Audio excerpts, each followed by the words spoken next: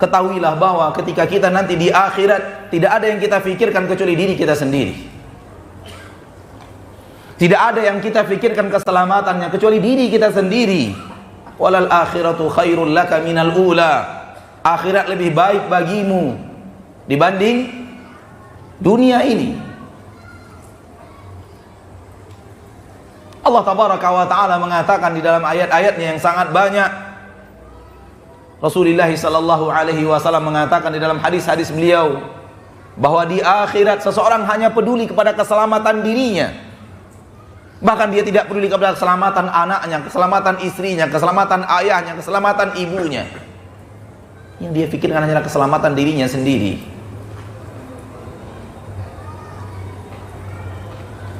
Di dalam Al-Quran surat Abasa, Allah tabaraka wa ta'ala Rabbul Izzati wal Jalalah mengatakan, yauma yafirrul mar'u min akhi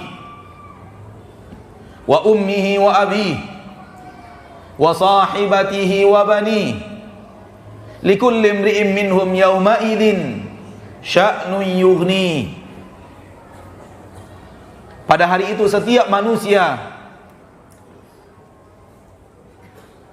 lari daripada saudaranya. Kita bertemu dengan saudara kita di hari akhirat, namun kita tidak peduli kepada saudara kita itu bagaimana nasibnya. Kita menjauh darinya, kita tidak peduli kepada keadaannya. Wa ummihi wa abi. Pada hari itu setiap manusia akan lari daripada ibunya dan ayahnya. Kita bertemu ayah dan ibu kita. Kita tahu ini ayah kita, kita tahu ini ibu kita, namun kita tidak peduli kepada mereka. Kita tidak mempedulikan keadaannya. Wa sahibatihi wa bani. Pada hari itu manusia akan lari daripada istrinya dan anak-anaknya. Tak ada orang lebih dekat kepada kita lebih daripada istri dan anak-anak kita. Manusia-manusia khusus spesial yang memiliki hubungan yang spesial dengan kita di permukaan bumi ini. Yang banyak sekali manusia rela apapun demi mereka.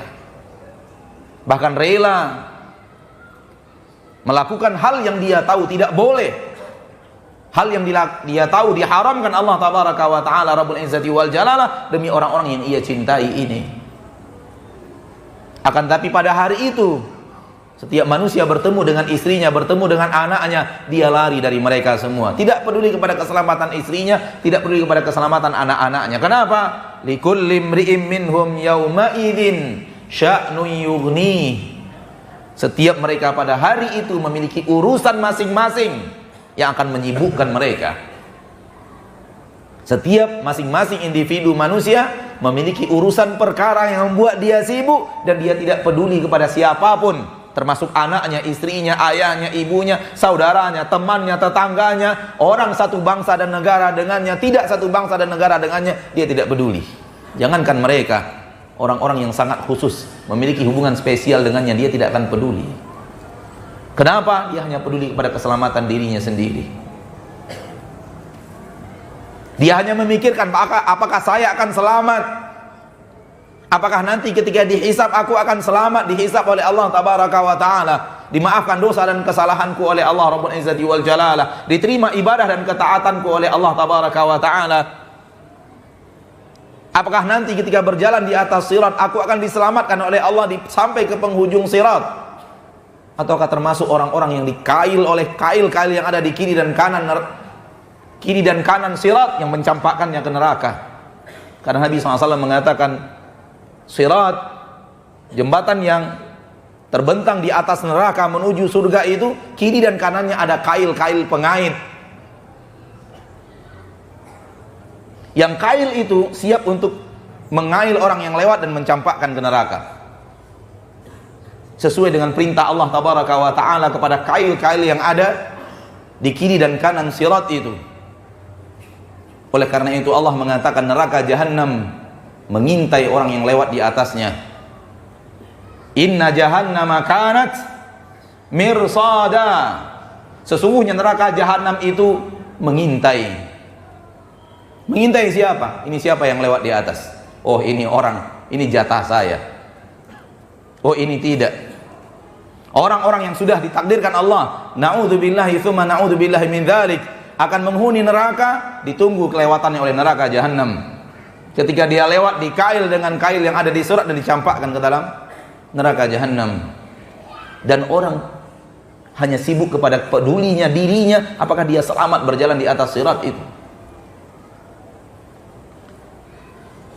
Dan selamatnya kita nanti di akhirat tidak kita buat di sana. Selamatnya kita nanti di akhirat kita tidak raih di sana, dan kita tidak cari di akhirat. Tidak bisa mencari keselamatan akhirat di akhirat. Mencari keselamatan akhirat itu di sini, saudaraku. Mencari keselamatan akhirat itu di sini, saudariku. Di dunia ini, di hari-hari yang Anda sekarang lewati, di detik-detik dan menit-menit dan jam-jam yang sekarang sedang kita lewati, di sini kita mencari keselamatan itu. Jangan dilalaikan keselamatan diri kita ketika membicarakan kebaikan untuk siapapun selain diri kita. Allah berfirman di dalam Al-Quran, dalam surat Al-Ma'idah ayat 105, Ya ayyuhalladzina amanu alaikum anfusakum la yadurrukum man dhalla idha ihtadaitum ilallahi marji'ukum jami'an fayunabbi'ukum bima kuntum ta'malun. Hai orang-orang yang beriman, alaikum anfusakum, pedulikan diri kalian sendiri, perhatikan diri kalian sendiri. Alaikum anfusakum, hendaklah kalian peduli kepada diri kalian sendiri sebelum peduli kepada orang lain, maksudnya. La yadurrukum man dhalla idza ihtadaitum, tidak akan memberikan mudarat kepada kalian siapapun yang sesat kalau kalian berada di atas jalan hidayah. La yadurrukum man dhalla idza ihtadaitum, tidak akan memberikan mudarat kepada kalian siapapun yang sesat dari jalan Allah kalau kalian berada di atas hidayah, dalam di atas jalan petunjuk. Ilallahi marji'ukum jami'an, kita diingatkan di akhirat kepada Allah kalian semua akan dikembalikan. Fayunabbi'ukum bima kuntum ta'malun, dan di akhirat itu Allah akan beritahu kepada kalian apa yang kalian kerjakan di permukaan bumi ini. Lihat di dalam ayat ini Allah tabaraka wa ta'ala mengingatkan kita untuk kepedulian yang paling tinggi, dan tingkat kepedulian kita paling tinggi adalah diri kita. Adapun kalau kita memikirkan kemaslahatan orang banyak kemudian menghancurkan diri kita sendiri dengan ghibah, dengan namimah, dengan fitnah, dengan kalimat-kalimat yang di dalamnya akan terdapat menghancurkan derajat martabat saudara atau saudari kita kaum muslimin dan muslimat, maka kita telah menghancurkan diri kita di saat kita ingin perubahan untuk negeri ini. Dan ini bukanlah sifat yang terpuji. Ini dalam syariat Allah, di dalam agama Allah subhanahu wa ta'ala Rabbul Izzati wal Jalalah. Bahkan lebih daripada itu, di dalam surat Al-Ma'arij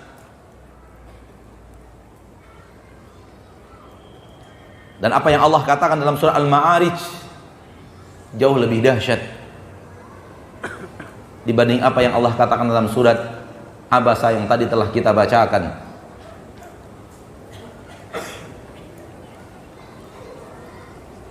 Yawaddul mujrimu dalam surah Al-Ma'arij ayat yang ke-11 sampai ayat yang ke-16. Yawaddul mujrimu law yaftadi min adabi yawmi idzin bi bani wa sahibatihi wa akhihi wa fasilatihi allati tu'wi wa man fil ardi jami'an thumma yunji kalla innaha ladha nazza'atan lisyawa. Pelaku-pelaku dosa dan maksiat, para orang-orang yang ditakdirkan akan menghuni neraka, pelaku dosa, yawaddu, mereka ingin punya kemauan yang kuat.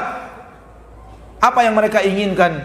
Lau yaftadi min adabi yaumi idzin bi bani, Kalau boleh dia menebus dirinya dari azab yang ada pada hari itu dengan semua anak-anaknya.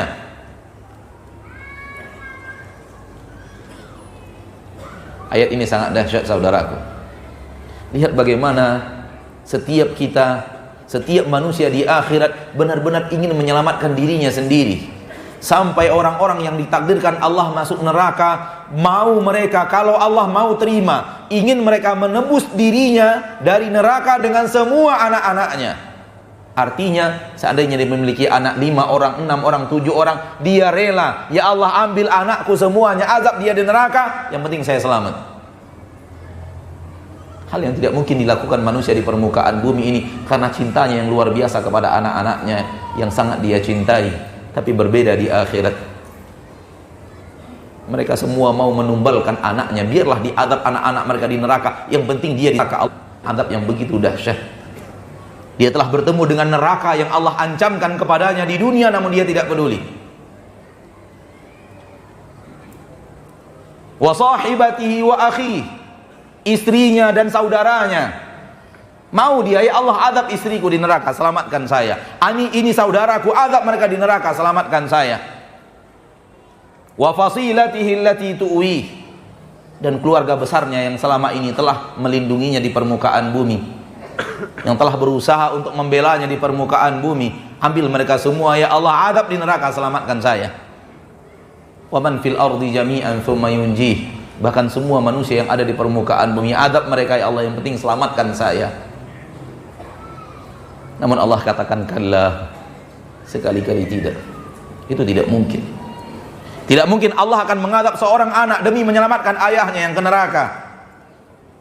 Karena di akhir urusan masing-masing, keselamatan masing-masing. Tak mungkin seorang istri Allah akan masukkan ke neraka untuk menyelamatkan suaminya. Tidak mungkin. Tidak mungkin seorang keluarga besar akan Allah adab di neraka dari dosa seorang pelaku maksiat, dan pelaku maksiat itu kemudian yang akan diselamatkan.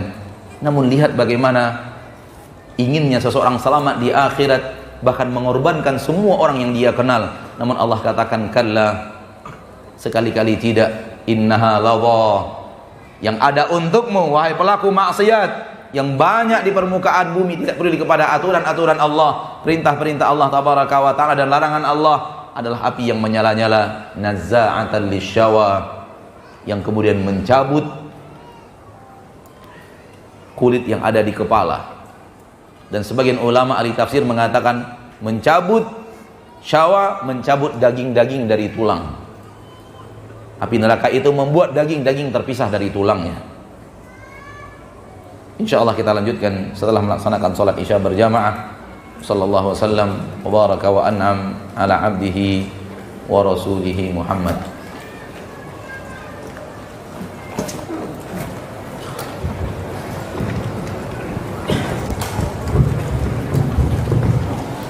Ashabihi ajma'in. Ashhadu an la ilaha illallah wahdahu la syarika lah, wa ashhadu anna Muhammadan abduhu wa rasuluh sallallahu alaihi wa ala alihi wa ashabihi wa man tabi'ahum bi ihsanin ila yaumiddin wa sallama tasliman katsira, amma ba'd. Imam Bukhari dan Muslim meriwayatkan hadis dari sahabat Nabi tercinta Nu'man bin Bashir radhiyallahu anhuma wa ardahuma. Berkata Nu'man bin Bashir, sami'tu Rasulullah sallallahu alaihi wasallam yaqul, aku mendengar Rasulullah sallallahu alaihi wasallam bersabda, ala wa inna fil jasadi mudghah, idza saluhat saluhal jasadu kulluh, wa idza fasadat fasadal jasadu kulluh. Ketahuilah bahwasanya di dalam jasad ini ada sebuah gumpalan. Idza saluhat, apabila dia baik, saluhal jasadu kulluh, akan baik jasad semuanya. Wa idza fasadat apabila apabila gumpalan itu rusak, fasadal jasadu kulluh, akan rusak semua jasadnya. Ala wahiyal qalb, ketahuilah dia adalah hati. Di dalam hadis yang mulia ini Nabi SAW mengingatkan kepada umatnya, mengingatkan kepada semua manusia bahwa seluruh anggota tubuh itu akan tunduk kepada perintah yang datang dari hati. Sehingga ketika hatinya baik, maka anggota tubuhnya akan mengikuti aturan dan perintah dari hati yang baik itu. Sehingga matanya pun akan melakukan kebaikan-kebaikan, lisannya pun akan mengeluarkan kalimat-kalimat yang baik, telinganya pun akan diperintahkan hanya mendengar kalimat-kalimat yang baik dan suara-suara yang diridhoi dan dicintai oleh Allah Tabaraka wa Ta'ala. Kaki dan tangannya pun akan melangkah ke tempat yang diridhoi dan dicintai oleh Allah Tabaraka wa Ta'ala. Tangannya pun hanya bergerak untuk hal yang diridhoi dan dicintai oleh Allah Subhanahu wa Ta'ala, karena semua itu perintah dari hatinya yang baik. Namun sebaliknya, kalau hati itu berpenyakit dan rusak, maka dia akan perintahkan mata untuk melakukan hal-hal yang di dalamnya ada maksiat. Dia akan perintahkan telinga untuk mendengarkan kalimat-kalimat dan tenang di atas kalimat-kalimat yang dia dengarkan, yang dia tahu itu tidak diridhoi dan tidak dicintai oleh Allah Subhanahu wa Ta'ala. Kemudian lisannya pun akan mengeluarkan kata-kata yang buruk dan busuk karena datang dari perintah hati yang buruk dan busuk itu. Kaki dan tangannya pun akan bergerak ke jalan yang tidak diridhoi dan dicintai oleh Allah Tabaraka wa Ta'ala, karena semua itu datang dari hati. Pertanyaan berikutnya kepada kita, kalau kita ingin serius memperbaiki diri kita, lalu pertanyakan sejauh mana kita telah membenahi hati kita. Di dalam hadis yang sahih riwayat Imam Muslim dari Abu Hurairah radhiyallahu taala anhu wa ardahu, Nabi SAW mengatakan, innallaha la yanzuru ila suwarikum wala ila amwalikum walakin yanzuru ila qulubikum wa amalikum. Sesungguhnya Allah Tabaraka wa Ta'ala Rabbul Izzati wal Jalalah tidak akan melihat kepada bentuk rupa kalian, tampan gak tampan, bukan itu yang jadi patokan Allah Tabaraka wa Ta'ala untuk Allah lihat dari hambanya. Wala ila amwalikum, Allah juga tidak melihat kepada harta kalian, miskin tidak miskin, bukan sesuatu yang dilihat dan dipandang oleh Allah Tabaraka wa Ta'ala dari setiap hamba. Walakin, akan tetapi yanzuru ila qulubikum, Allah melihat kepada hati kalian, apakah itu hati yang baik atau tidak. Wa a'malikum, dan kemudian Allah akan melihat kepada amalan-amalan kalian. Sebagian orang menganggap perbaikan hati hanya sampai kepada hati, tidak berefek kepada amalan anggota badan, dan ini batil. Karena amalan anggota badan tidak melakukannya kecuali perintah dari hati. Ketika mata kita masih melihat hal yang diharamkan Allah Tabaraka wa Ta'ala, itu pertanda hati kita sedang sakit, hati kita busuk, sehingga dia perintahkan mata untuk melihat hal yang diharamkan Allah Subhanahu wa Ta'ala.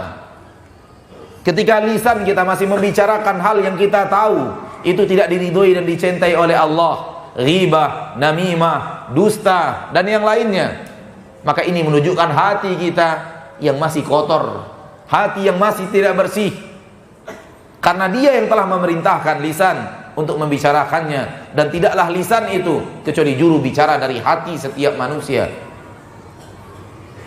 Dan ketika hati itu masih mencintai syahwat, maka dia akan perintahkan telinga untuk mendengarkan sesuatu yang dia senangi dengan syahwatnya.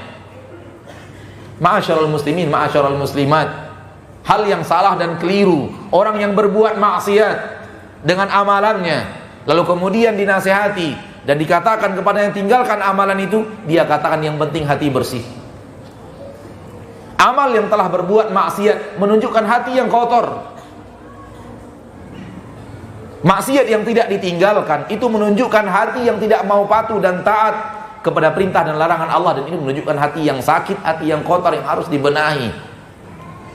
Kita tidak berbicara manusia, mari kita berbicara diri kita sendiri.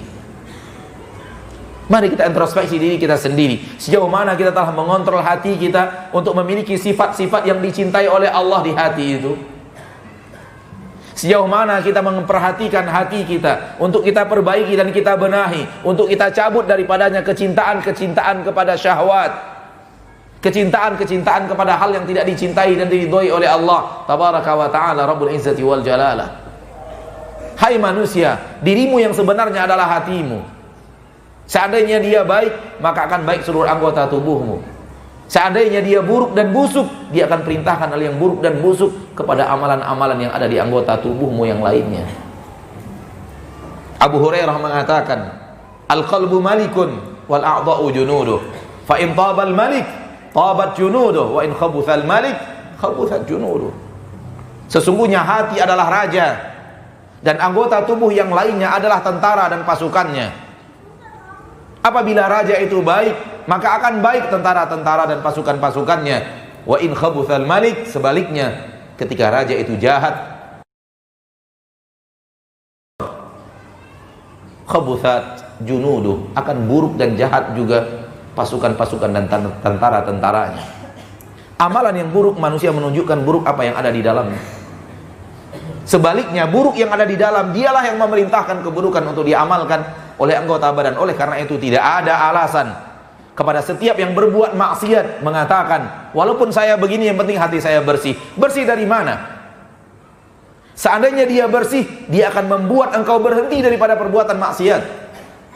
Seandainya hati itu bersih, hati itu akan memerintahkan anggota tubuh untuk berhenti dari yang diharamkan Allah tabaraka wa ta'ala Rabbul Izzati wal Jalalah. Karena dia tidak bersihlah, maka dia tidak melarang anggota tubuh yang lainnya untuk melakukan maksiat. Karena dia yang memerintahkan anggota tubuh untuk berbuat maksiat. Pertanyaan kita adalah sejauh mana kita membenahi hati itu, yang dia adalah diri kita yang sebenarnya. Dirimu ada dua ya saudaraku, terdiri dari jasad yang bisa terlihat, dan terdiri daripada hati, ruh yang ada di dalam. Dan diri kita yang sebenarnya adalah ruh itu. Terbukti ketika kita wafat, seluruh jasad kita masih ada, tapi orang telah mengatakan kita pergi. Orang telah mengatakan kita tiada. Padahal seluruh anggota tubuh kita masih lengkap di hadapan mereka, masih lengkap di hadapan anak-anak dan istri kita, di hadapan suami dan anak-anak kita. Namun semua orang mengatakan kita telah pergi. Karena kita yang sebenarnya adalah ruh itu, yang ada di dalam diri kita itu. Sejauh mana kita telah memperbaiki diri kita yang sebenarnya? Mari kita benahi diri kita, saudaraku, saudariku, kaum muslimin dan muslimat. Jangan gara-gara memikirkan manusia, kita lupa memperbaiki diri kita. Perhatikan hati kita sejauh mana dia telah benar-benar cinta kepada akhirat lebih daripada cintanya kepada dunia. Sejauh mana dia benar-benar telah mencintai Allah dan Rasulnya lebih daripada siapapun dari manusia yang ada di permukaan bumi, sehingga kepatuhan dan ketaatannya hanya kepada Allah dan Rasulnya yang tertinggi, dan siapapun yang menyisihi Allah dan Rasulnya tidak akan dipatuhi dan tidak akan ditaati olehnya. Sampai mana kita mencintai amal saleh sehingga benar-benar ingin beramal saleh dan memperbanyak amal saleh itu, karena kita tahu di sanalah sumber keselamatan kita di akhirat. Dan sejauh mana kita telah membenci maksiat, kefasikan, dosa, dan berusaha untuk menjauhinya dari seluruh anggota tubuh, karena di sanalah kehancuran kita di akhirat kalau seandainya kita tidak menghentikannya. Allah tabaraka wa taala berfirman dalam Al-Quran surah Al-Hujurat, walakinna allaha habbaba ilaikumul iman wa zayyanahu fi qulubikum wa karraha ilaikumul kufra wal fusuqa wal isyan ulaika humur rasyidun. Surat Al-Hujurat ayat yang ke-7. Walakinallaha habbaba ilaikumul iman, akan tapi Allah lah yang telah memberikan kecintaan kepada kalian terhadap iman. Wa zayyanahu fi qulubikum, Dan Allah yang menghiasi keimanan itu di dalam dada kalian, di dalam hati kalian. Wa karraha ilaikumul kufra wal fusuqa wal isyan. Dan Allah yang telah membuat dia benci, membuat hati itu benci kepada kekufuran, kepada kefasikan, kepada kemaksiatan. Kalau itu terjadi, sudah ada kecintaan kepada iman dan amal saleh, lalu berburu iman dan amal saleh, berburu ibadah dan ketaatan, berburu amal saleh, dan telah ada kebencian hati terhadap kekafiran, terhadap kemaksiatan, terhadap kefasikan, Allah katakan ulaika humur rasyidun, mereka lah orang-orang yang telah berjalan di atas jalur yang benar. Mari kita introspeksi diri kita, sejauh mana kita memiliki kecintaan kepada iman dan amal saleh, sehingga kita berburu untuk melakukan iman dan amal saleh. Dan sejauh mana hati ini membenci maksiat, membenci kekufuran, dan harus kita benci lebih daripada sekedar maksiat, membenci seluruh kefasikan, jalan yang keluar dari jalur syariat Allah tabaraka wa ta'ala Rabbul Izzati wal Jalalah. Betapa banyak hati yang masih mencintai maksiat, masih mengidam-ngidamkan maksiat, tahu itu maksiat itu terlarang, tahu itu tidak boleh untuk dinikmati, tahu itu tidak boleh untuk dilihat, tahu itu tidak boleh untuk didengar, tahu itu tidak boleh untuk dibicarakan, tahu itu tempat tidak boleh untuk didatangi. Akan tetapi kecintaan hati kepadanya membuat mata tetap menatap, membuat lisan tetap membicarakan, membuat telinga tetap mendengarkan. Karena hati belum membenci kefasikan, hati belum membenci maksiat. Saudaraku, saudariku, kaum muslimin dan muslimat, al-hadirin wal hadirat, para pemirsa dimanapun berada, mari kita benahi diri kita. Yang membutuhkan keselamatan itu kita, sebelum kita memberikan keselamatan dan berusaha mengajak selamat orang lain. Dan keselamatan kita utama adalah selamat nanti ketika kita dihisab oleh Allah tabaraka wa ta'ala Rabbul Izzati wal Jalalah. Tahukah kita apa yang membuat penduduk mahsyar sibuk dengan dirinya masing-masing? Apa yang membuat penduduk mahsyar tidak peduli kepada orang-orang yang ia cintai di permukaan bumi, bertemu dengannya di akhirat? Karena semua memikirkan dosa dan kesalahannya yang ia lakukan di permukaan bumi. Karena ketika manusia dibangkitkan Allah dari kubur, Allah katakan alimat nafsun ma qaddamat wa akharat. Setiap manusia yang Allah bangkitkan dari alam kubur, dan kita adalah salah seorang di antara mereka, dan pasti setiap manusia akan mengetahui dan akan ingat seluruh yang dia kerjakan. Qaddamat, apa yang dia persembahkan, wa akharat, apa yang dia akhirkan. Ada dua pendapat para ulama ahli tafsir. Qaddamat, ketaatan, dia ingat seluruh yang dia lakukan daripada ketaatan. Akharat, dia ingat seluruh maksiat. Jadi setiap manusia yang hadir di yaumil mahsyar, dia ingat seluruh ketaatannya, amalan yang ada di permukaan bumi. Ingat sholatnya, ingat puasanya, ingat zakatnya, ingat sedekahnya, ingat jujurnya, ingat baktinya kepada orang tua, ingat ketika dia dulu mengunjungi orang sakit, menyelenggarakan jenazah, dan seterusnya, melakukan pengajian, membaca Al-Quran, dan seterusnya dan seterusnya. Namun dia juga ingat seluruh maksiat yang pernah dipandang oleh matanya, yang pernah didengar oleh telinganya, yang pernah diucapkan oleh lisannya, yang pernah dikerjakan oleh tangannya, yang pernah dilangkahkan oleh kakinya, yang pernah dirasakan oleh kulitnya, yang pernah dilakukan oleh hatinya. Semua dia ingat. Makna yang kedua, qaddamat wa akharat, semua manusia ingat apa yang dia kerjakan seumur hidupnya. Qaddamat, apa yang dia kerjakan ketika dia hidup, maksiat atau ibadah. Akharat, apa yang dia akhirkan, maksudnya adalah dia juga diingatkan oleh Allah atas dosa atau maksiat atau ibadah atau taat yang terjadi dari dirinya setelah kematiannya. Itu pun diingatkan Allah tabaraka wa ta'ala kepada dirinya. Akhi fiddin, apakah setelah orang wafat dia tidak bisa lagi menambah ibadahnya? Bisa tidak? Bisa. Sebaliknya, apakah ketika seorang manusia wafat, dia tidak bisa menambah maksiatnya walaupun sudah wafat? Bisa. Amal saleh dan maksiat masih bisa bertambah dalam catatan amalan kita walaupun kita sudah wafat, ketika kita meninggalkan ketaatan dan orang mengikuti ketaatan itu. Ada masjid yang kita bangun, ada pesantren yang kita bangun, ada asrama yatim piatu yang kita bangun, ada pondok tahfiz yang kita bangun, ada harta kita yang bermanfaat, ada ilmu yang kita ajarkan kepada manusia sehingga ilmu itu bermanfaat bagi manusia dan diamalkan oleh manusia. Ini semua adalah ketaatan, ibadah yang pahalanya mengalir walaupun kita sudah wafat. Semua itu diingatkan oleh Allah tabaraka wa taala jikalau ada kepada manusia itu. Sebaliknya, kalau terjadi adalah maksiat, ada tempat maksiat yang kita bangun, ada pekerjaan maksiat yang kita ajarkan kepada manusia, kemudian manusia mengamalkannya, maka ia akan mengalirkan dosa. Walaupun kita sudah wafat, dosa itu terus mengalir dalam kehidupan kita, walaupun dalam catatan kita, walaupun kita sudah tiada. Salah satu makna tafsir qaddamat, apa yang kita kerjakan seumur hidup, akhirat adalah sesuatu yang datang kepada kita daripada dosa atau pahala yang mengalir setelah wafat. Itu semua diingatkan Allah di dalam memori kita. Ya akhi, tak mungkin untuk kita bayangkan.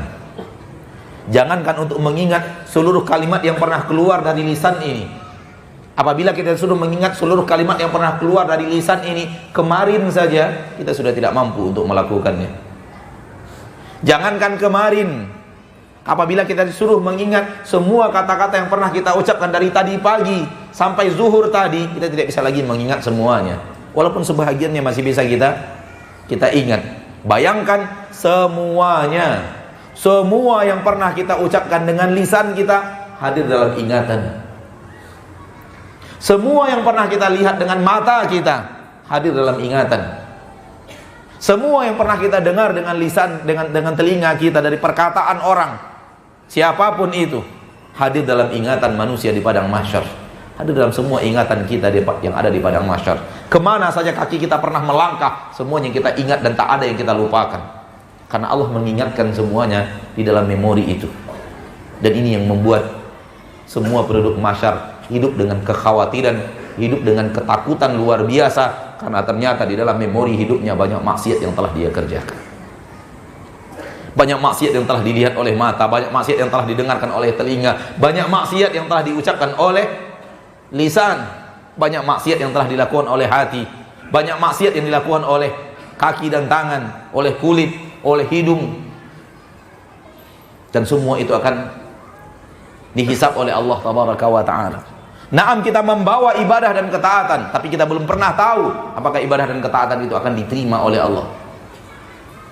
Kita membawa dosa dan maksiat, naam, kita sudah minta ampun, bertaubat, namun kita belum tahu apakah itu akan diterima taubat kita dan diampuni dosa kita oleh Allah tabaraka wa ta'ala. Dan keadaan ini yang membuat semua penduduk mahsyar sibuk memikirkan keselamatan diri sendiri, sibuk memikirkan keselamatan diri sendiri, sehingga tidak peduli kepada saudaranya, kepada ayahnya, kepada ibunya, kepada istrinya, kepada anak-anaknya, tidak peduli. Dan itu ratusan tahun. Manusia di padang mahsyar ratusan tahun, bukan hitungan puluhan tahun ataupun puluhan hari. Dalam keadaan seperti itu, hidup kita tidak seberapa di permukaan bumi ini.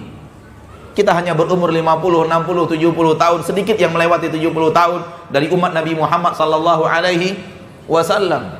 Akan tapi di sana ratusan tahun dalam kondisi ketakutan seperti ini, dalam kondisi tanpa pakaian, matahari 1 mil di atas kepala, panas yang luar biasa, penantian yaumul hisab. Ini yang harus kita pikirkan, lebih daripada kita memikirkan apapun kebaikan terhadap orang lain. Ini nasihat anak pada kesempatan yang berbahagia ini kepada diri anak arahkan kepada kita semua, saudara-saudariku kaum muslimin dan muslimat. Ingat, ketika kita memikirkan manfaat untuk orang lain, pertanyaannya manfaat untuk diri kita bagaimana? Kita ketika memikirkan kebaikan untuk orang lain, pertanyaannya kebaikan itu untuk diri kita bagaimana? Ketika kita memikirkan keselamatan untuk orang lain, ingat keselamatan untuk diri kita seperti apa kita memikirkannya. Tidaklah ulama-ulama terdahulu orang-orang soleh terdahulu yang telah menghiasi dunia ini dengan ibadah mereka yang luar biasa, dengan takwa mereka yang luar biasa, kecuali keselamatan dirinya yang mereka fikirkan. Abu Hurairah radhiyallahu taala anhu wa ardhah di akhir hayatnya menangis, di ranjang kematiannya menangis radhiyallahu anhu wa ardhahu. Dan ketika ditanyakan pada Abu Hurairah, apa yang membuat engkau menangis? Abu Hurairah mengatakan, perjalanan panjang di akhirat yang saya ingat dan sedikitnya bekal yang aku bawa. Aku tidak tahu apakah nanti aku selamat di sana atau tidak. Ini Abu Hurairah, sahabat Nabi yang mulia sallallahu alaihi wasallam, yang paling banyak menghafal hadis Nabi SAW dan paling banyak mengajarkan hadis Nabi sallallahu alaihi wasallam kepada manusia. Sampai hari ini biiznillah, dengan izin Allah, Abu Hurairah telah mendapatkan pahala dari setiap hadis yang kita pelajari. Tidak sedikit amalan Abu Hurairah radhiyallahu taala an. Dan Rasulullah SAW wafat dalam keadaan ridho kepada Abu Hurairah, dalam keadaan senang dan cinta kepada Abu Hurairah radhiyallahu taala anhu. Berbeda dengan diri kita, namun Abu Hurairah masih mengkhawatirkan keselamatannya di akhirat. Akankah kita lupakan keselamatan kita itu dan kita sibuk dengan urusan dunia, kita sibuk dengan urusan manusia, kita sibuk dengan urusan berita, lalu kita lupakan diri kita dan keselamatan kita? Ya akhi, dirimu yang paling penting. Alaikum anfusakum, dirimu perhatikan diri kalian. La yadurrukum man dhalla idza tadaitum, tidak memberikan mudarat apapun kepada engkau apabila engkau berada di atas hidayah, tidak akan memberikan mudarat kepadamu siapapun yang sesat. Tak ada mudarat apapun kepadamu kalau semua manusia ke neraka, yang penting engkau ke surga. Sebagaimana tidak ada untung bagimu wahai muslim, wahai muslimah, seandainya semua manusia ke surga, namun dirimu kemana? Ke neraka Allah tabaraka wa ta'ala. Maka yang penting diri kita selamatkan, diri kita benahi, dan tidak akan terjadi pembenahan untuk bangsa yang besar ini, untuk negara yang besar ini, kalau tidak terjadi pembenahan pada individunya. Bicara pembenahan untuk negeri ini adalah pembenahan kepada orang-orang yang tinggal di negeri ini. Pembenahan untuk negara yang besar ini, pembenahan terhadap orang-orang yang menghuninya. Dan tidaklah negara ini adalah kecuali gabungan kita dan kita, kecuali gabungan orang-orang yang hidup di dalamnya. Ketika orang-orang yang hidup di dalamnya rusak, negaranya akan rusak. Namun ketika yang hidup di dalamnya adalah orang-orang yang baik, maka negara akan baik. Karena tidaklah negara kecuali adalah saya, anda, dan saudara kita yang lainnya, muslim dan muslimah, dan orang-orang lain yang hidup di dalamnya. Ketika penuh dengan perbuatan maksiat, maka negeri tidak akan rusak, dan apapun usaha perbaikannya tidak akan berhasil kalau orangnya tidak diperbaiki. Sebagaimana yang tadi kita bacakan dalam ayat Al-Quran surat At-Tahrim, Nabi memulainya dari pembenahan individu. Nabi memulainya dengan perbaikan individu, ketakwaan individu. Ketika individu itu mulai kembali kepada jalan Allah subhanahu wa ta'ala, maka akan terlihat perbaikan.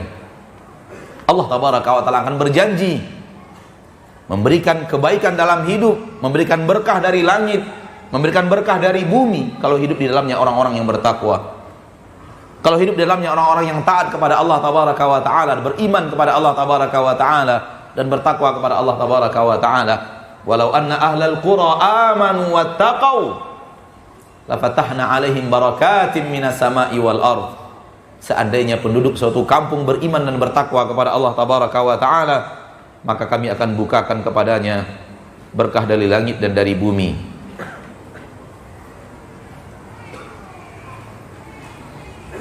Terdapat di dalam Al-Quran surah Al-A'raf ayat 96. Walau anna ahlal qura amanu wattaqau lafatahna alaihim barakatim minas sama'i wal ardh walakin kadzabu fa akhadnahum bima kanu yaksibun.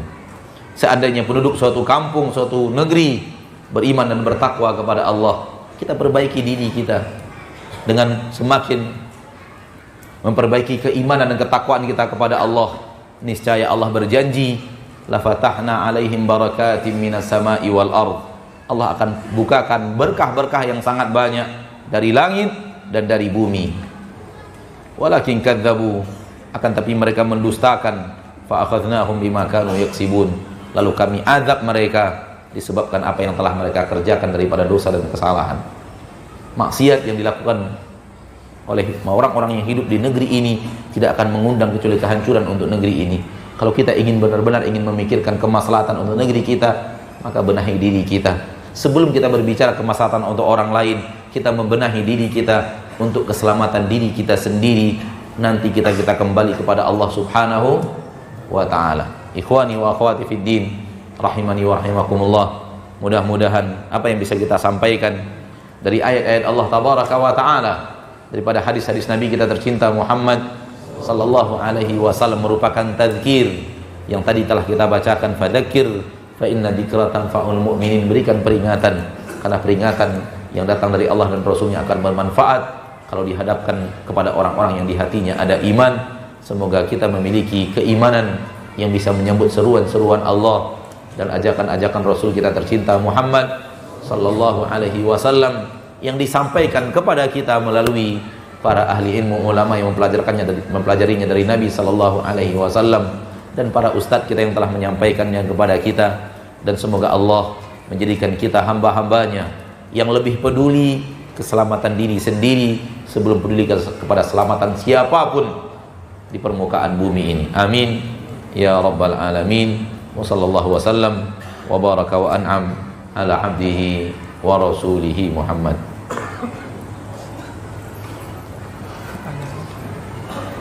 Melalui ini, melalui kertas, melalui ini.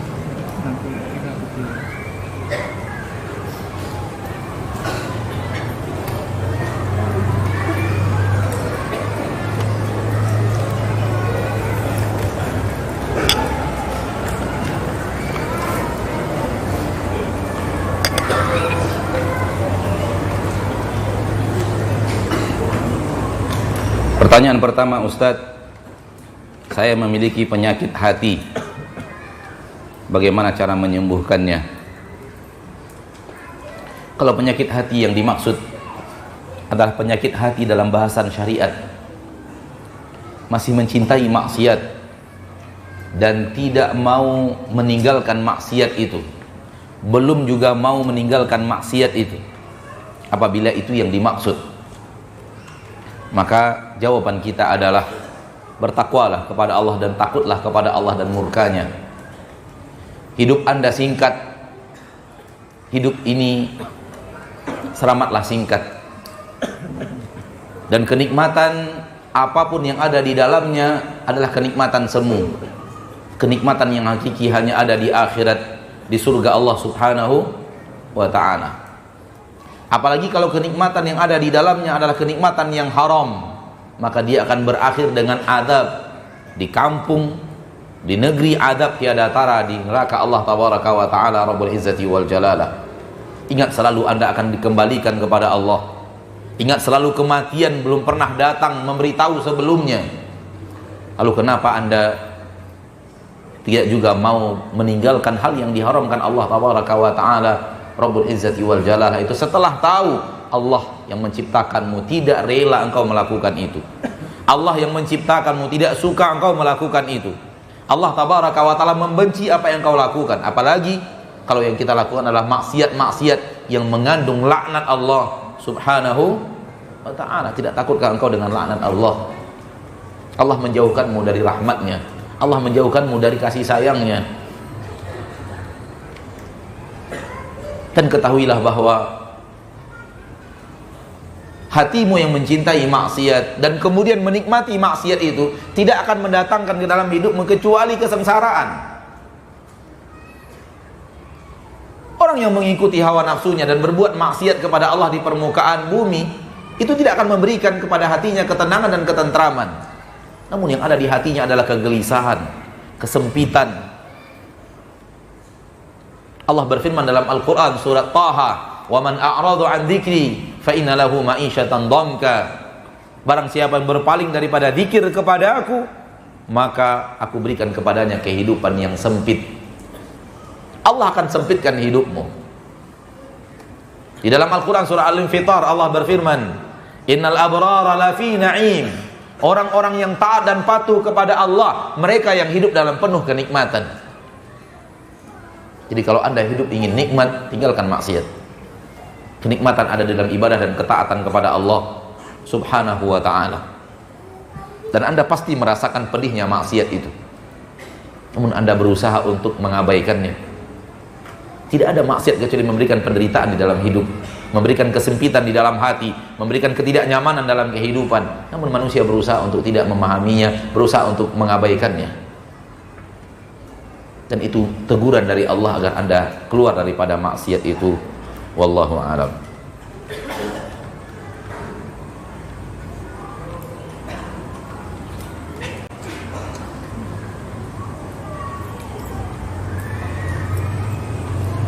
Niat ana libur pekan ini mau pulang kampung, tapi tidak jadi. Apakah salah jika ana tidak jadi pulang kampung karena ingin ikut pengajian? Kalau ingin pulang kampung, ziarah kepada orang tua, berbakti kepada orang tua, berbakti kepada kaum kerabat, memberikan kebaikan, apalagi bisa menyampaikan dakwah dan nasihat kepada mereka, memberikan hadiah, nasihat-nasihat yang berharga kepada mereka, buku-buku yang berharga kepada mereka. Kalau itu tujuan pulang kampung, maka itu adalah perjalanan ibadah. Dan menuntut ilmu juga perbuatan ibadah, dan kedua-duanya adalah kebaikan. Yang mana satu yang antum pilih, maka di dalamnya tidak ada yang namanya salah, karena antum tidak berjalan di atas hal yang maksiat. Antum pulang kampung untuk berdakwah, untuk berbakti kepada orang tua, untuk silaturahmi kepada sanak famili, keluarga, untuk memberikan hadiah-hadiah yang bermanfaat untuk agama mereka. Antum pun di sini untuk menambah ilmu. Namun secara afdaliyah, secara keafdalan, maka ibadah yang bisa memberikan manfaat untuk orang lain lebih afdal daripada ibadah yang manfaatnya hanya untuk diri sendiri. Para ulama mengatakan ibadah al-muta'addiyah, ibadah yang manfaatnya bisa mengalir ke orang lain, dan amar ma'ruf nahi mungkar, menasihati orang lain, memberikan hadiah-hadiah yang bermanfaat untuk agama, nasihat yang bermanfaat untuk agama, untuk orang lain, apalagi mereka adalah keluarga-keluarga terdekat kita. Ini adalah ibadah yang sifatnya muta'addiyah, ibadah yang kebaikannya mengalir ke orang lain. Walau belum tentu orang yang dinasihati menerima atau yang lainnya, tapi dia adalah ibadah yang mana kita memberikan kebaikan kepada orang lain. Sementara menuntut ilmu, sebuah ibadah yang manfaatnya qasirah ala nafs, hanya untuk diri kita. Maka wallahu ta'ala alam, seandainya pulang kampungnya untuk yang tadi, untuk berdakwah, menyampaikan nasihat, memberikan hadiah-hadiah yang bermanfaat, membawa buku-buku yang bermanfaat, membawa CD-CD kaset yang bermanfaat untuk orang-orang yang kita cintai, keluarga yang kita cintai, maka ini lebih bermanfaat. Seandainya mereka ada yang terbuka pintu hatinya, dapat hidayah disebabkan apa yang kita lakukan, maka pahala yang dia kerjakan dalam hidupnya mengalir dalam catatan hidup kita sebagai orang yang mengajaknya kepada kebaikan. Namun tidak ada yang salah manakala ini yang kita pilih atau itu yang kita pilih. Wallahu alam. Antara dua ketaatan jangan ditabrakkan. Ustadz,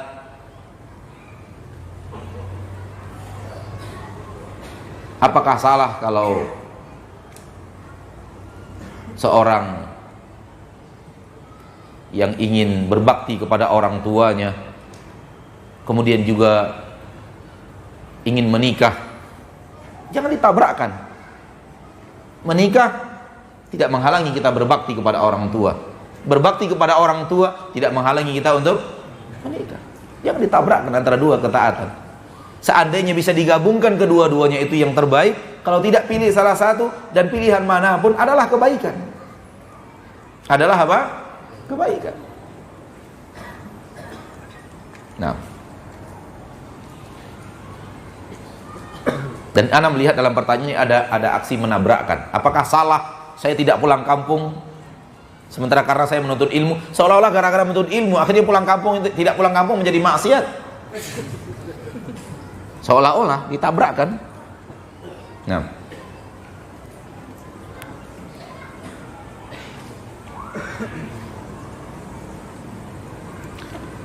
pertanyaan berikutnya, Ustadz, apakah kita bisa berdakwah terhadap orang lain, orang-orang terdekat kita, sedangkan kita belum mampu berdakwah terhadap diri kita sendiri?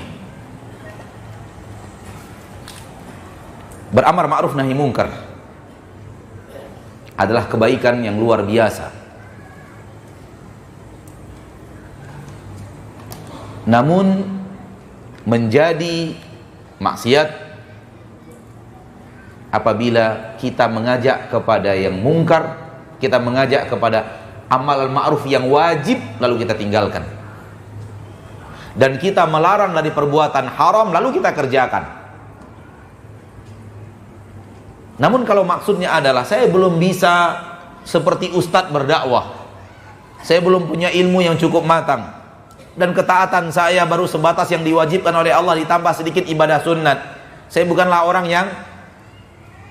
yang rasanya pantas berdakwah. Ini jebakan iblis. Tidak mesti orang yang mengajak kepada kebaikan dia wajib terlebih dahulu mengerjakan semua kebaikan yang dia dakwahkan. Ketika seorang mengajak orang kepada sholat tahajud, tidak salah kalau dia sebenarnya belum juga tahajud.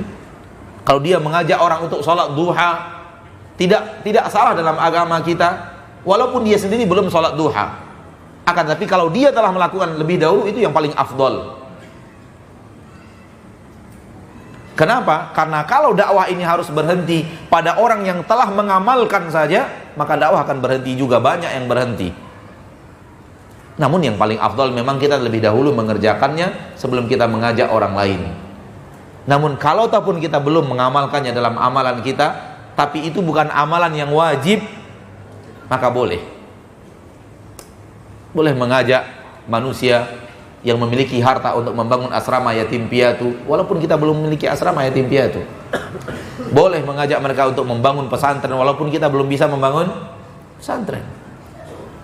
Intinya bahwa tidak wajib kita mengerjakan terlebih dahulu, baru boleh mengajak orang lain. Tapi kalau kita mengajak kepada amalan wajib, kita harus mengerjakannya dulu, baru boleh mengajak. Kalau tidak, kita terkena ancaman Allah Tabaraka wa Ta'ala dalam surat As-Saff yang tadi kita bacakan. Ya ayyuhalladzina amanu lima taquluna ma la taf'alun, kabura maqtan indallahi an taqulu ma la taf'alun.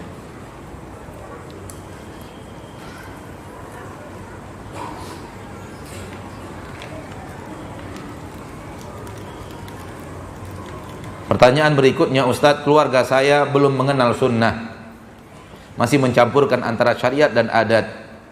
Pertanyaannya, bagaimana saya memulai mendakwahi mereka dan metode apa yang harus saya lakukan, bahwa amal ibadah yang tidak sesuai tuntunan sunnah Rasul itu akan tertolak. Dakwah semuanya dimulai dari mengenal Allah dan mengenal Rasulullah sallallahu alaihi wasallam, mengenal Allah dengan tauhid, mengenal Rasulullah SAW dengan menyampaikan kepada mereka kewajiban patuh dan taat kepada Rasulullah SAW, dan kewajiban mencintai Rasulullah Sallallahu Alaihi Wasallam. Kalau ataupun kita tidak berhasil mengajak saudara kita keluar dari kebiasaan adat yang ada di kampung, yang telah mengakar di kampung halaman kita, namun kalau kita berhasil menjauhkan syirik dan kufur dari hidupnya, itu adalah dakwah yang luar biasa yang telah kita lakukan. Kita ajarkan mereka akidah yang benar sehingga mereka selamat dari perbuatan syirik. Kita dakwahi mereka tauhid yang benar sehingga mereka bisa selamat daripada dosa kufur yang bisa membuat mereka kekal di neraka untuk selama-lamanya. Itu yang paling penting untuk kita dakwahkan, untuk kita sampaikan kepada siapapun, termasuk orang-orang yang termasuk keluarga dekat kita. Para nabi dan para rasul ketika berdakwah, yang pertama kali yang mereka sampaikan bagaimana akidah yang benar, bagaimana tauhid yang benar, bagaimana terselamat dari syirik, bagaimana terselamat daripada dosa syirik dan kufur. Ini dakwah para nabi yang paling utama dan yang paling pertama. Apabila kita membaca firman Allah di dalam Al-Quran, kita baca seruan dakwah para nabi dan para rasul, dakwah mereka an ya'budullah ma lakum min ilahin ghairuh. Beribadahlah hanya kepada Allah, tinggalkan ibadah kepada selainnya. Tinggalkan syirik, tinggalkan perdukunan, tinggalkan memohon kepada selain Allah, tinggalkan tangkal dan jimat. Kalau ataupun kemudian amalan-amalan adat lainnya yang menyisihi sunnah belum berhasil kita dakwahkan, belum diikuti oleh keluarga kita, namun kalau kita dengan izin Allah sudah membuat mereka mencampakkan tangkal dan jimat yang ada pada mereka, dan tidak lagi melakukan penyembelihan ayam, penyembelihan angsa, penyembelihan apa kepada selain Allah tabaraka wa taala, ini adalah dakwah yang luar biasa. Nah,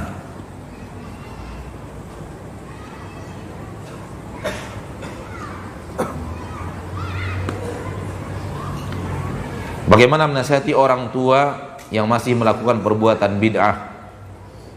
Orang tua tidak semuanya bisa langsung berdiskusi dengan anaknya. Bahkan kebanyakan orang tua tidak bisa berdiskusi dengan anaknya. Ini yang kita saksikan. Maka berhati-hati dalam menasihati orang tua secara langsung dari lisan kita. Berhati-hati, kita tidak katakan meninggalkan. Lihat kondisi orang tua kita. Apakah orang tua kita adalah orang yang bisa berdiskusi dengan anaknya?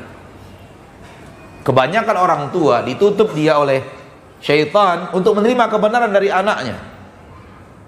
Karena menurut bisikan syaitan kepadanya, ini anak saya harus patuh kepada saya, bukan saya yang harus patuh kepada dia.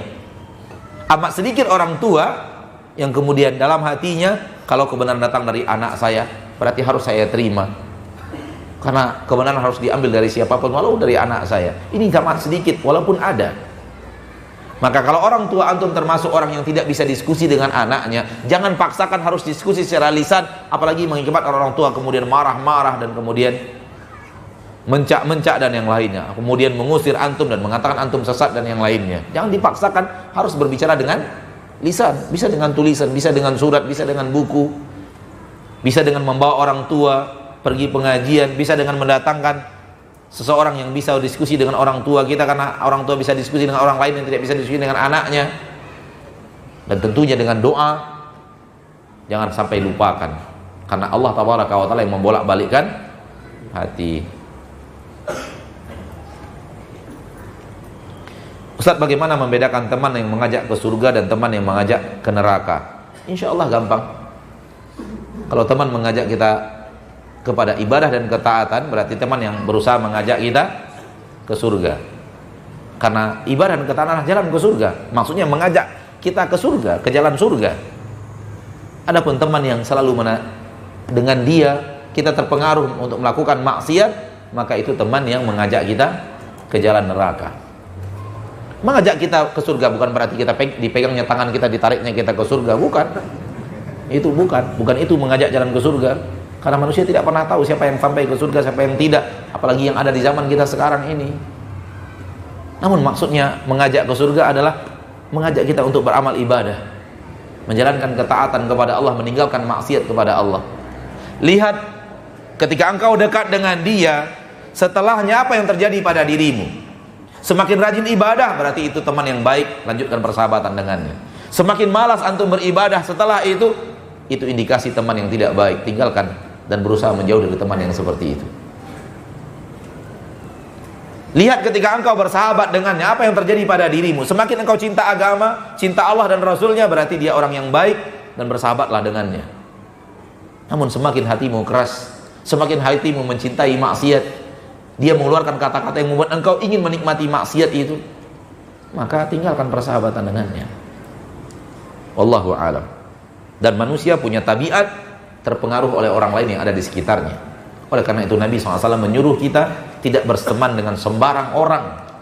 Nabi SAW menyuruh kita memilah-milah siapa orang yang akan kita jadikan teman baik.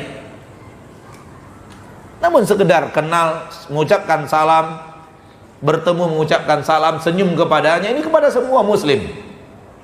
Namun bersahabat khusus, selalu dekat bersamanya, selalu pergi makan bareng dengannya, pergi ke sana ke sini dengannya, ini harus dipilih-pilih, harus dipilah-pilah.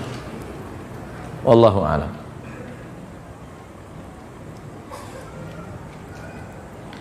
Ustadz, maafkan pertanyaan di luar tema. Bagaimana membenahi hati suami yang mau berpoligami? Kenapa harus dibenahi?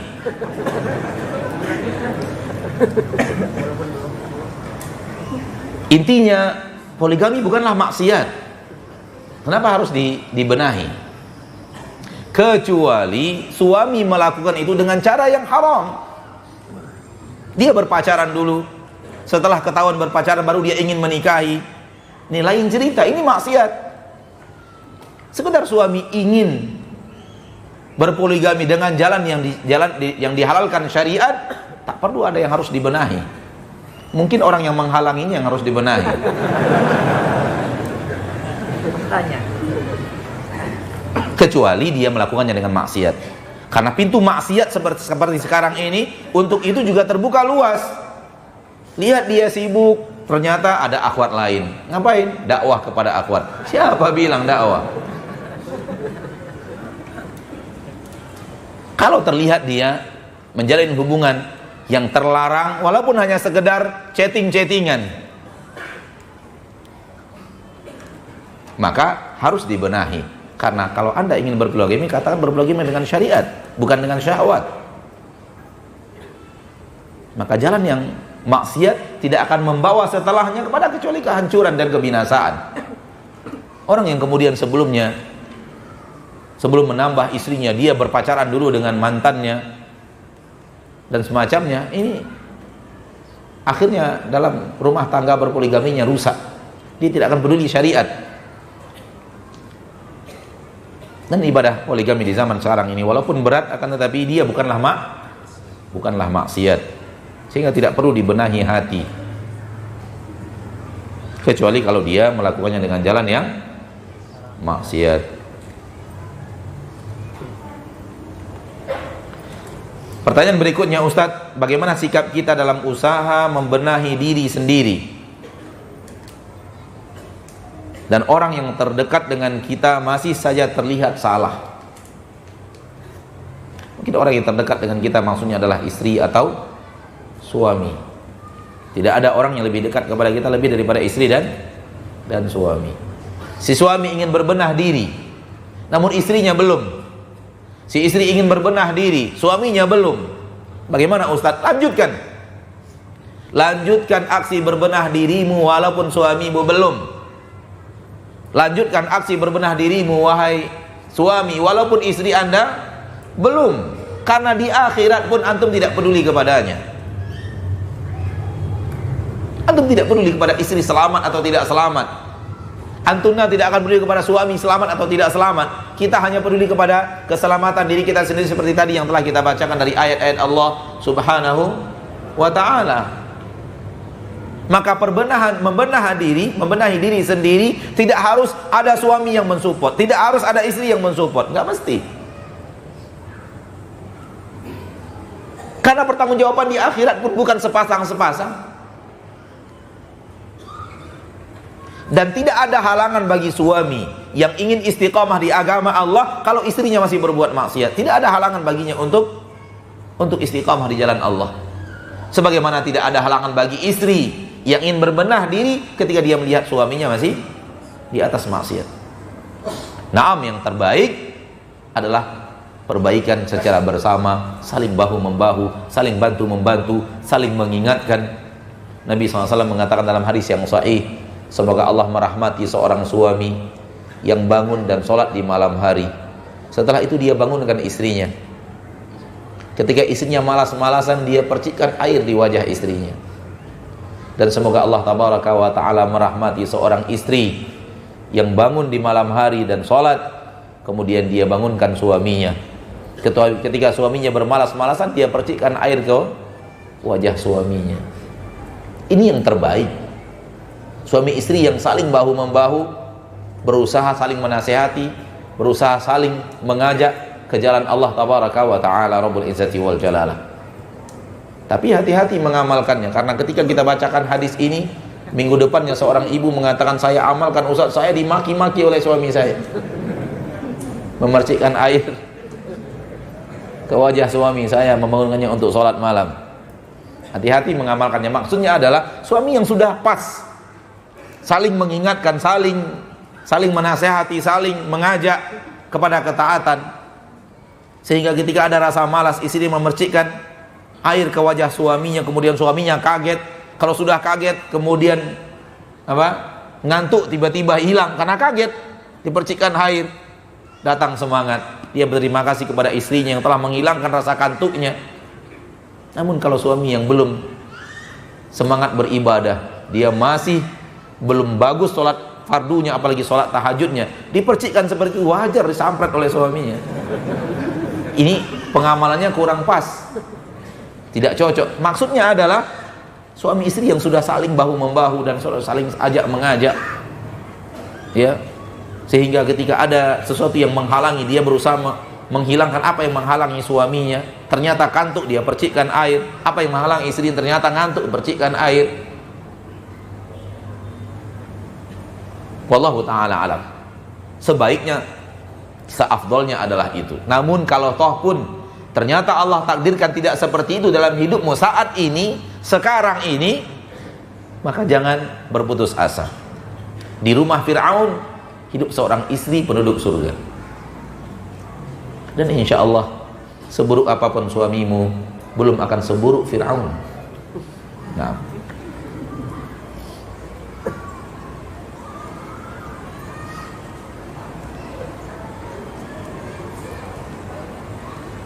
Ustadz, bagaimana dengan seorang yang amnesia karena kecelakaan dan tetap amnesia sampai dia meninggal dunia? Apakah akan dihisab nanti di akhirat? Akan dihisab sebelum amnesianya, karena itu keadaan dia berakal. Adapun kondisi di mana dia tidak berakal, rufi'al qalam, diangkat qalam, diangkat pena, dan tidak akan tertuliskan dosa apapun mana seorang orang yang sedang hilang ingatan, hilang akalnya. Rufi'al qalam an thalath, diangkat pena dari 3 kelompok manusia. Anis sabi hatta yahtalim, dari anak kecil sampai dia bermimpi. Wa anin naim hatta yastayqiz, dari orang yang tertidur sampai dia bangun. Wa anil majnuni hatta yafiq, dari orang yang gila hilang ingatan sampai dia sadar siapa dirinya. Ketika dia berumur 40 tahun terjadi tabrakan, kemudian dia amnesia sampai wafat, maka hisabnya adalah sampai usianya yang dia memiliki akal yang sehat.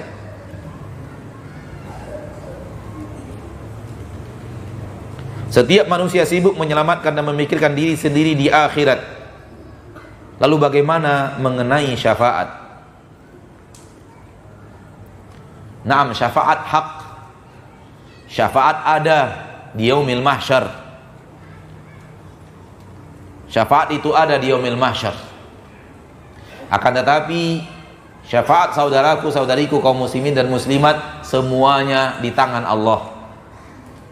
Hak syafaat mutlak milik Allah tabaraka wa ta'ala.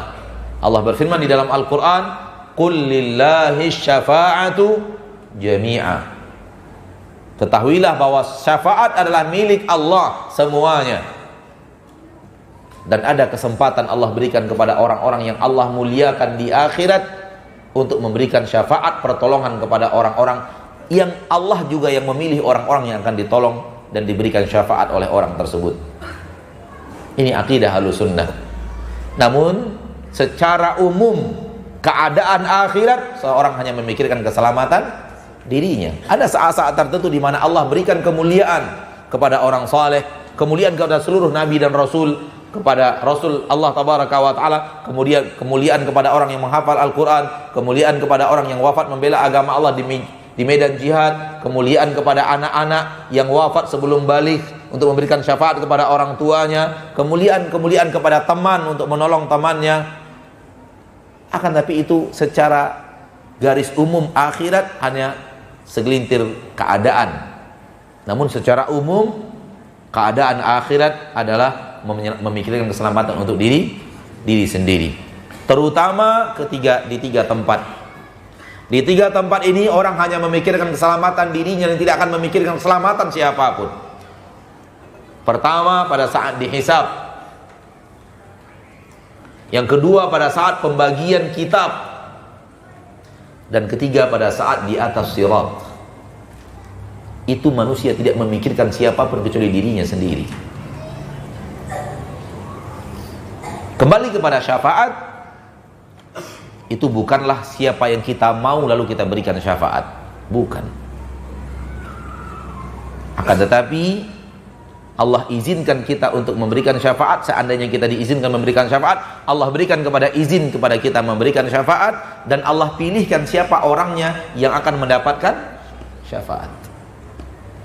Sehingga dari sini taulah kita bahwa syafaat itu semuanya milik Allah Subhanahu wa ta'ala. Persis seperti yang Allah katakan di dalam Al-Quran, dalam ayat yang kita hafal, man dzalladzi yashfa'u indahu illa bi'idnih. Siapa yang bisa memberikan syafaat di sisinya kecuali dengan izinnya? Tak ada yang bisa kecuali dengan izinnya. Izin untuk orang yang memberikan syafaat dan izin untuk orang yang terima syafaat. Nah,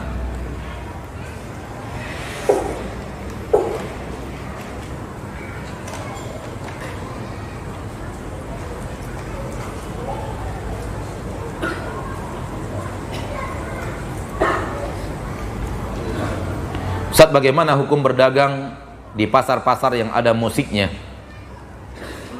Apakah hasil berdagangnya menjadi haram? Kalau antum berdagang sambil kepala antum goyang-goyang, antum ikut bersenandung, yang maksiat berasal dari telinga yang menikmati suguhan musik.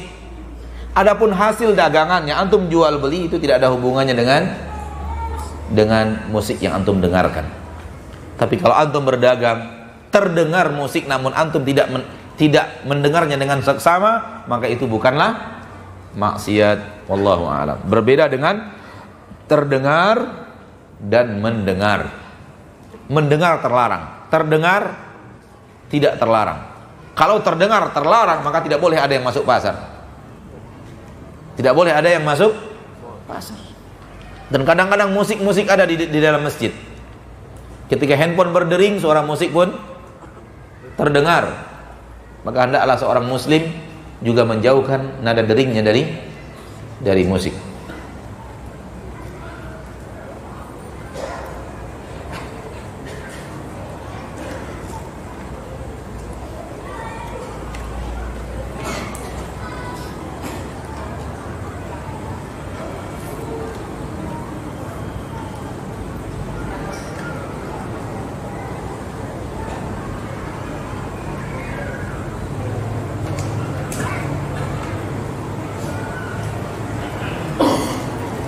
Tadi Ustaz mengatakan bahwa agama Islam untuk seluruh manusia dan jin.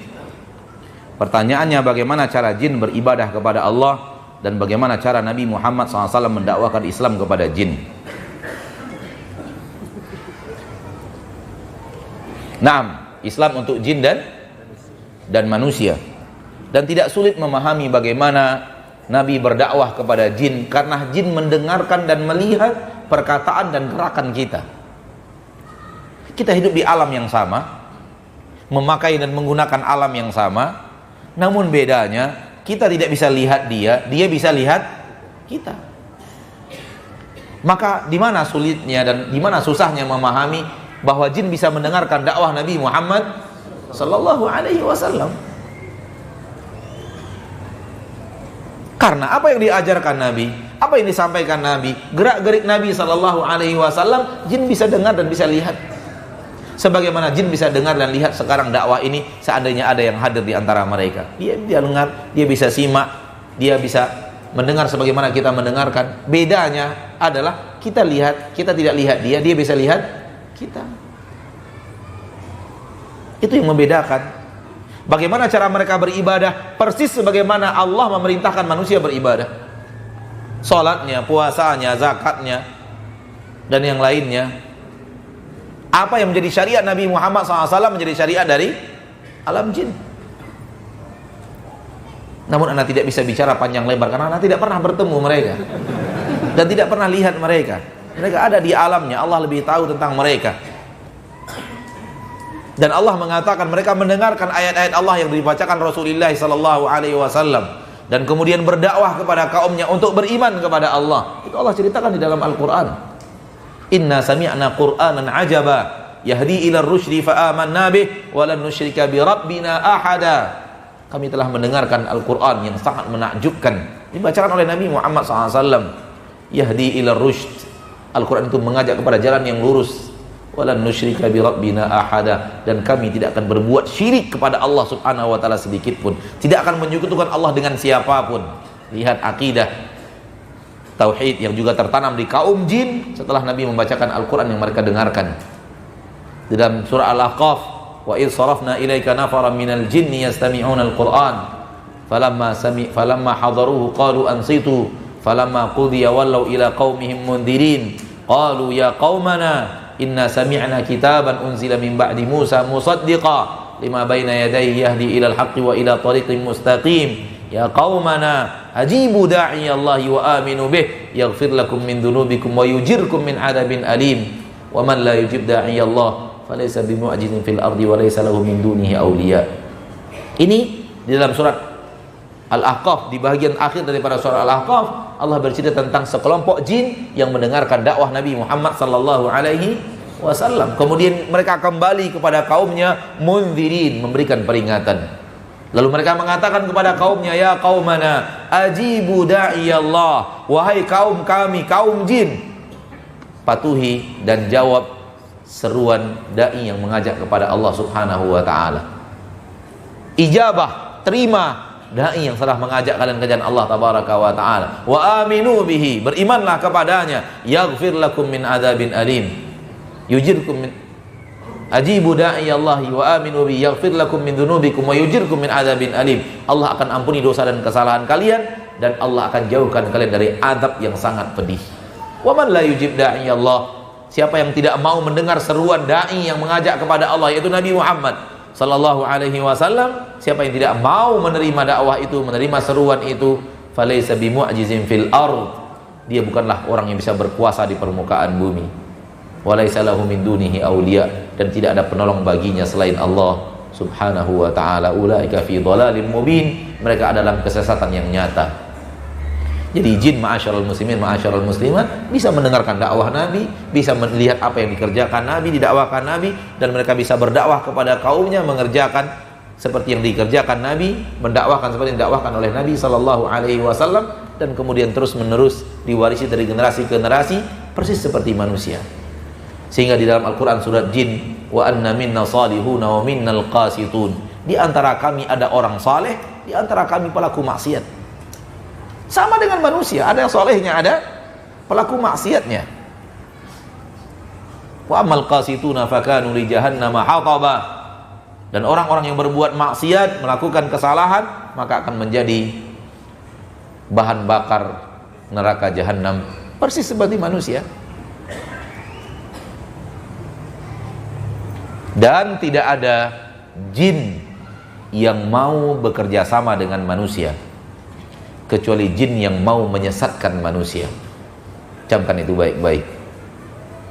Oh, yang bersama saya ini jin muslim, jin baik, dokter, ahli ilmu, hafal Quran. Campakkan jin itu. Karena tidak ada jin yang mau bersahabat dengan manusia kecuali jin yang akan menyesatkan manusia.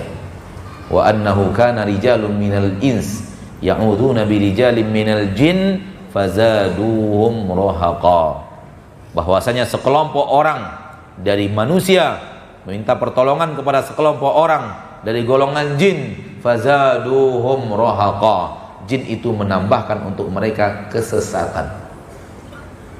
Maka untuk umat Nabi Muhammad sallallahu alaihi wasallam dilarang total 100% kerjasama antara manusia dengan jin dalam bentuk apapun. Maka lihatlah dakwah Nabi Muhammad SAW, tidak pernah Nabi Muhammad minta tolong kepada jin. Seluruh para sahabat murid Nabi tidak ada yang bekerja sama dengan jin. Kalau kita kemudian membaca Al-Quran dan kemudian melihat Nabi Sulaiman ya, memerintahkan jin dan menyuruh jin mengerjakan pekerjaan, itu Nabi Sulaiman, bukan Nabi Muhammad sallallahu alaihi wasallam. Maka syariat Nabi Muhammad berbeda dengan syariat Nabi Sulaiman. Kalau Anda kemudian mengatakan saya menjalankan seperti yang dijalankan Nabi Sulaiman, kita katakan salah. Anda umat Nabi Muhammad, bukan umat Nabi Sulaiman. Dan dalam umat Nabi Sulaiman pun tidak ada yang mengerjakannya, hanya Nabi Sulaiman, bukan umatnya. Sebagian orang berdalil dengan ayat tentang Nabi Sulaiman yang menyuruh jin ifrit, Nabi Sulaiman yang menyuruh jin yang mengambil berlian-berlian di dasar lautan. Kita katakan itu mukjizat seorang nabi yang diberikan Allah kepada beliau, yang tidak Allah berikan, bahkan kepada Nabi Muhammad tidak diberikan itu oleh Allah Subhanahu wa ta'ala. Tapi yang paling penting keselamatan Anda, bukan keselamatan jin. Itu yang paling penting. Bagaimana Anda selamat? Mudah-mudahan apa yang kita bisa bicarakan ini bermanfaat, dan semoga Allah Tabaraka wa ta'ala benar-benar memberikan kepada kita bahwa hati kita ini selalu diingatkan bahwa yang penting itu menyelamatkan diri kita.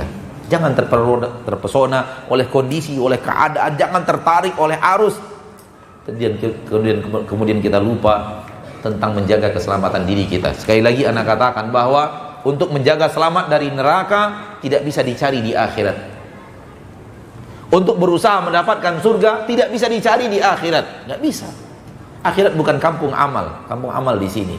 Orang yang ingin selamat dari neraka, di sini dia berusaha untuk selamat. Dan orang yang ingin berusaha untuk sampai ke surga, di sini dia harus berusaha. Maka jangan sampai lupakan, inilah yang paling penting dalam hidup kita, dan jangan sampai kabar-kabar manusia dan kondisi menarik kita sehingga kita lupa kita adalah orang yang mencari keselamatan. Semoga Allah jaga kita dari murkanya dan nerakanya. Semoga Allah berikan kepada kita ridho dan surganya, dan semoga Allah Tabaraka wa ta'ala jadikan orang-orang yang kita cintai adalah orang-orang yang patuh dan taat kepada Allah Subhanahu wa ta'ala. Subhanakallahumma wa bihamdik, asyhadu an la ilaha illa ant, astaghfiruka wa atubu ilaik. Wassalamualaikum warahmatullahi wabarakatuh.